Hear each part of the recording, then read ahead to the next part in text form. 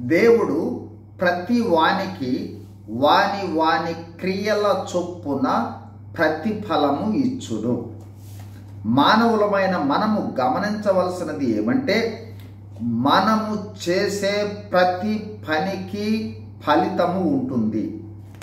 చాలాసార్లు మనం చేసే పని ఎవరు చూడటం లేదులే, మనం మాట్లాడేది ఎవరు గమనించటం లేదులే, మన ప్రవర్తనను ఎవరు గమనించటం లేదులే, మన బాధ్యత నిర్వహణను ఎవరు ప్రశ్నించటం లేదులే, మనము చేసే మోసం ఎవరికి తెలియదులే అని యథేచ్ఛగా తప్పులను చేస్తూనే ఉంటాం.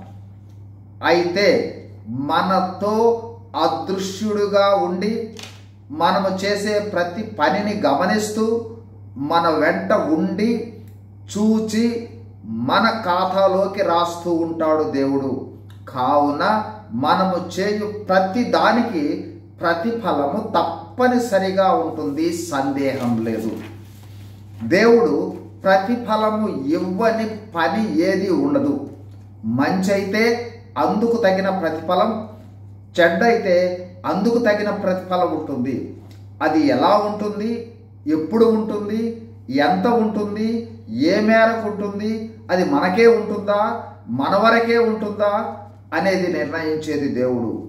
అందుచేత మనము చెడును విడిచిపెడదాం, మంచిని చేస్తూ జీవిద్దాం.